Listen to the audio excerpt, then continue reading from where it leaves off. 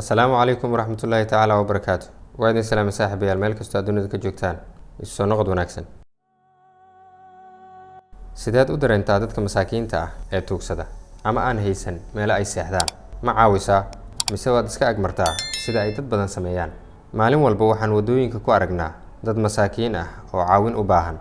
Dadka qaar ayaa ka damqada oo ku caawiya waxay awoodi karaan halka kuwa kalena ay iska indhatiraan dhibaatada haysata dadkaas xitaa haddii ay heli karaan waxay ku caawiyaan. Sheekadeena maanta ayaa ku saabsan gabar caawisay nin ay u maleynaysay inuu yahay miskiin laakiin ay dib ka ogaatay in qofka ay caawisay uusan ahayn qof u baahnaa. Ku soo dhawaada muuqaalkeena maanta.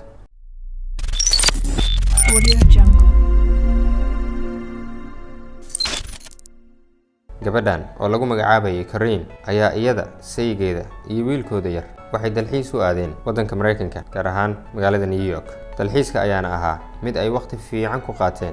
Maalin maalmaha ka mid ah iyaga oo maraya bartamaha magaalada ayaa Karen waxay odaygeeda ka dalbatay in ay galaan maqaaxi si ay uga cunteeyaan. Saddexdoodii waxa ay galeen maqaaxi u dhaweyd waxa ayna dalbadeen pizza iyo kafee.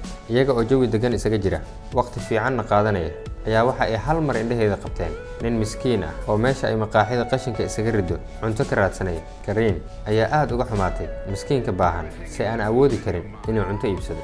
Waxa kale oo ay la yaabtay boqolaalka qof ee arkaya miskiinkan baahan haddana aan caawinayn ee intay arkaan kasii dhaqaajinaya ileen dadku isku qalbi maahan.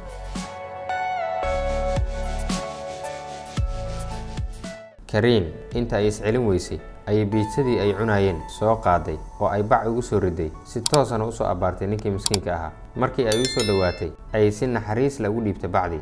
Ninkii oo yaaban ayaa ku yiri waa maxay bacda maxaana ku jira.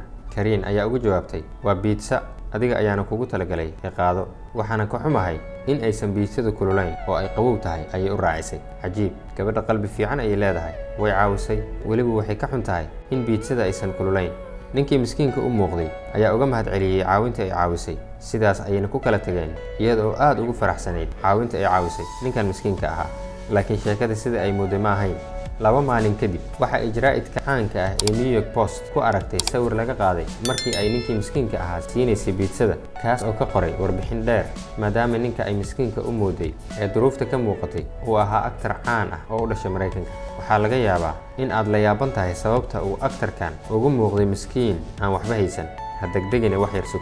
Ninkan oo lagu magacaabo Richard Gere ayaa ah aktar caan ah oo jilaa aflaanta Mareykanka ee Hollywoodka ah. Xilligaas uu u muuqday miskiinkana waxa uu jilayay filim waxa uuna matalayay dadka masaakiinta ah. Xilligaas uu cuntada ka raadsanayay gudaafada maqaayadana waxa socotay duubista filimka. Richard laftiisa waa uu la yaabay markii ay gabadha siinaysay cuntada maxaa yeelay filimka ka mid ma ahayn.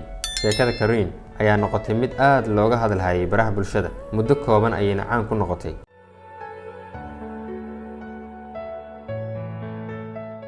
mar waraysi la yeeshay ayay sheegtay in ay muhiim tahay in la caawiyo qof walba oo caawin u baahan. Sidoo kale waxay sheegtay inaysan muhiim ahayn in aad wax weyn siiso qofka miskiinka ah. Wax yarka ah ee aad heli kartid ku caawi maxaa yeelay intaas yar ayaa wax weyn u ah qofka aan haysan. Waxa laga yaabaa qofka aad maanta caawiso inuu isna birri ku caawiyo. Ay ku soo gabagabaysay daawadayaal muuqaalkeena maanta halkaas ayaan ku soo gabagabaynaynaa.